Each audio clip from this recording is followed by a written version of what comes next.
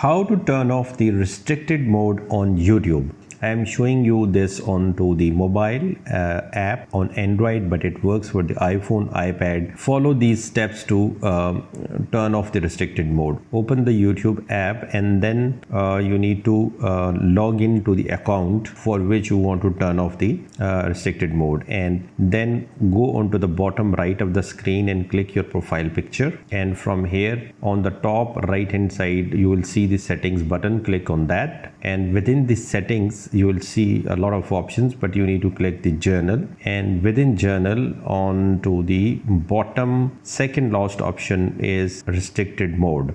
And if it is on this on position, you can just toggle it back to off, because as the description says that when this restricted mode is on, it helps to hide potentially mature videos. No filter is 100% accurate, and this setting only applies to this app on this device. So you need to understand that for every device you need to change this setting. So by default, if it is on to the restricted mode on, just toggle it back to off and your restricted mode will be turned off on YouTube.